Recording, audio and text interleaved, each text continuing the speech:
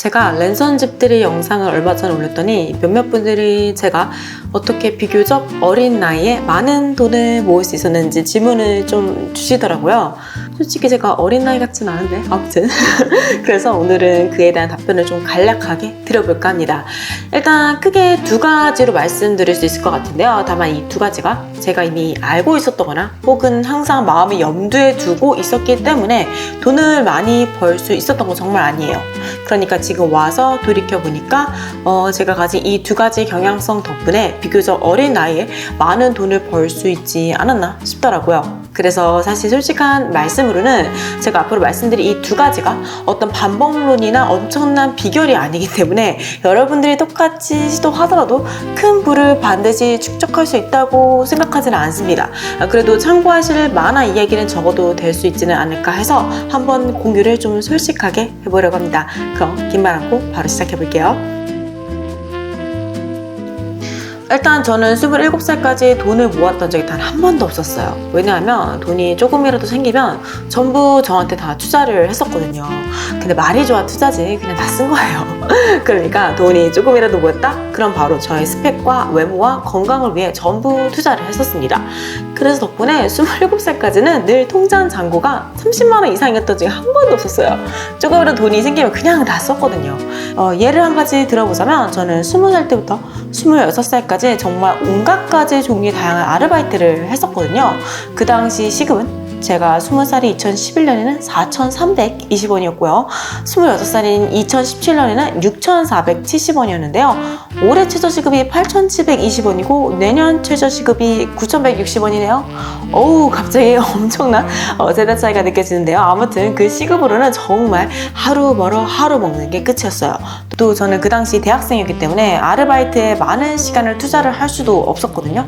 그래서 이대로는 정말 답이 없겠다 싶어서요. 대학생인 제가 조금이나마 경제적인 여유를 달성하기 위한 방법을 아르바이트 양치기에서 제 몸값을 끌어올리는 방식으로 방향을 이렇게 전환하게 됩니다.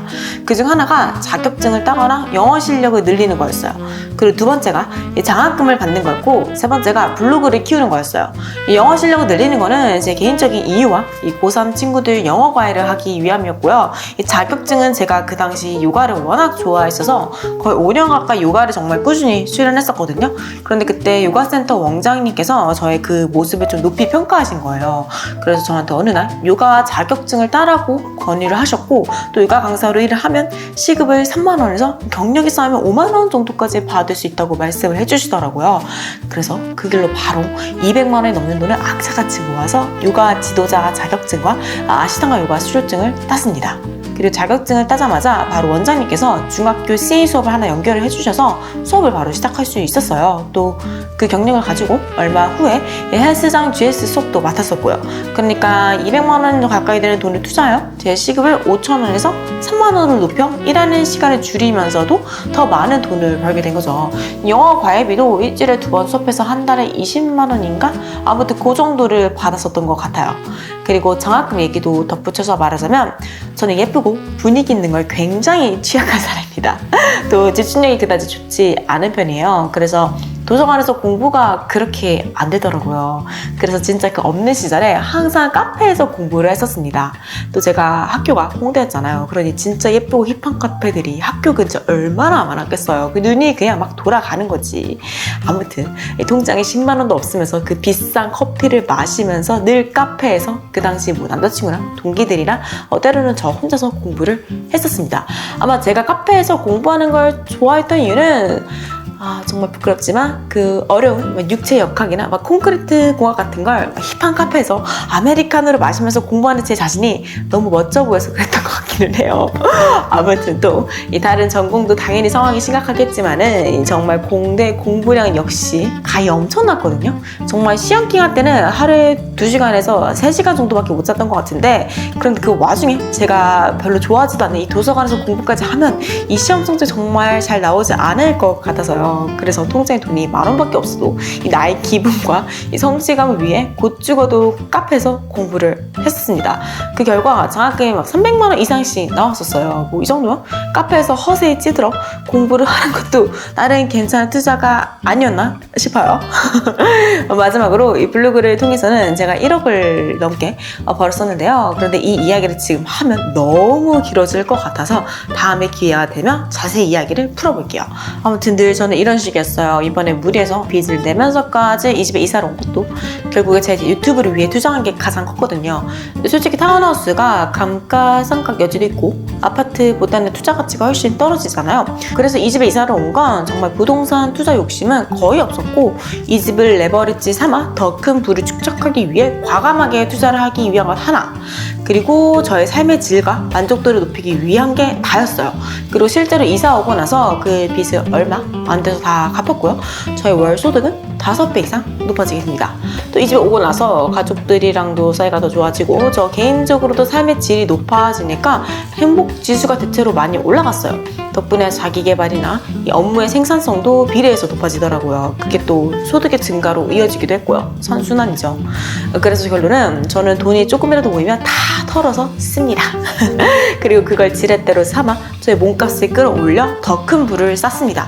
저도 예전에는 몰랐는데 제가 통이 생각보다 크더라고요. 좀 냈다 잘 저지르는 편인데 아무튼 안전성이 낮고 리스크가 커도 통 크게 투자했던 저의 과거들이 모여 지금의 부를 불러일으킨 것 같아요. 물론 안 좋은 면도 있죠. 주식해서 막 1,500만 원씩 잃는다거나 뭐 그런 안 좋은 일도 여러 가지 있었거든요. 그래서 자살을 생각하면 잠들던 밤들이 정말 수두룩한데 여하튼 통 크게 투자를 하면 그만큼 통 크게 돈을 벌거나 잃을 확률이 높다는 것. 하지만 다행히도 저는 전자의 경우가 많았기 때문에 비교적 어린 나이에 돈을 좀 벌 수 있었던 것 같아요. 그리고 두 번째는 저는 정말 외모와 건강에 많은 돈을 투자를 했어요.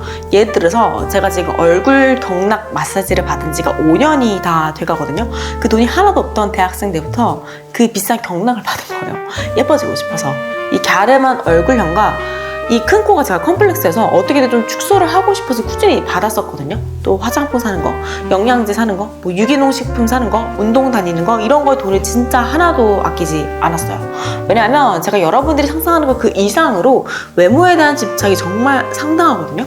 그 이유는 초등학교 5학년 때부터 여드름으로 너무 고생을 했어서 이 같은 반 친구들로부터 막 더럽다, 씻고 다녀라, 옆에 오지 마라 이런 소리를 정말 매일같이 듣고 살았어요. 그 밖에도 여드름 때문에 겪은 별의별 이야기가 정말 많은데 아무튼 그러다 제가 중학교 3학년 때부터 화장에 눈을 탁 뜨게 되면서 이 여드름을 가리기 위해 비비크림을 떡칠을 하면서 다니게 되거든요.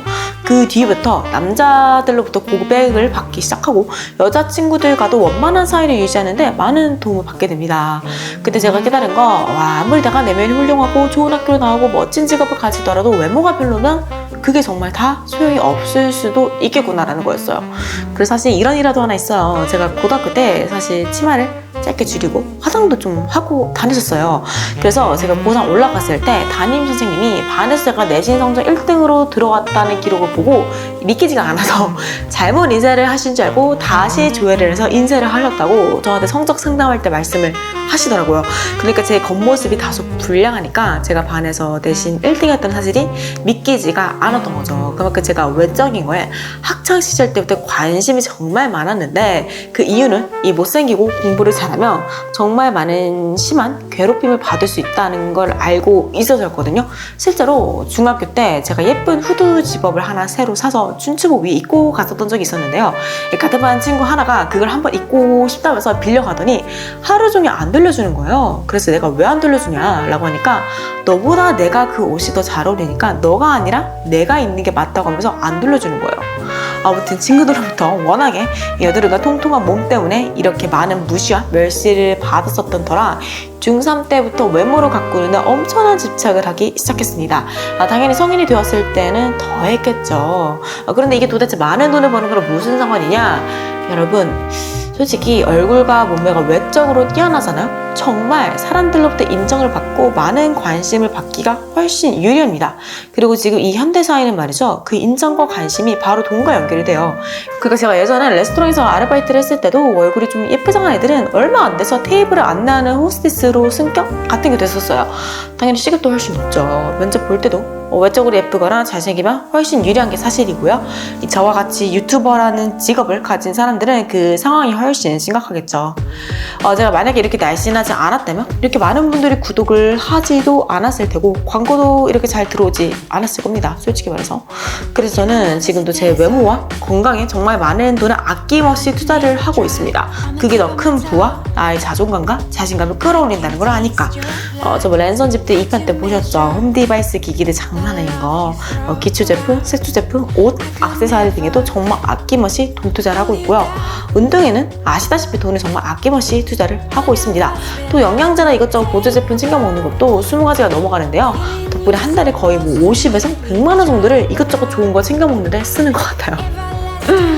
혹자들은 겉모습은 중요하지 않다며 이러한 돈쓰기 낭비벽이라고 하실 수 있을 것 같아요. 저 역시 그 의견에 완전히 반대하는 건 아닙니다.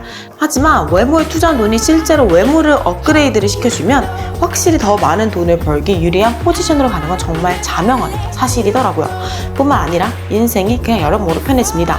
그래서 저는 지금도 내일도 올해도 그러니까 앞으로도 계속해서 정말 상당한 돈을 제 외모를 가꾸고 날씬한 몸을 유지하고 겉모습이 더 예뻐 보일 수 있게 많은 돈을 쓸 계획입니다. 너무 제가 솔직하게 말하고 약간은 제가 가진 이 두 가지 경향성이 많은 분들의 눈살을 찌푸릴 수 있게 하진 않을까 싶어 사실 많이 걱정도 되는데요. 그래도 최대한 솔직하게 말씀을 드리고 싶었어요. 그래서 한번 툭 까놓고 오늘 한번 이야기를 해봤습니다. 오늘 영상도 재밌게 봐주셨으면 좋겠고요. 저는 다음에 또 재밌는 영상을 들고 올 수 있도록 최선을 다하겠습니다. 안녕!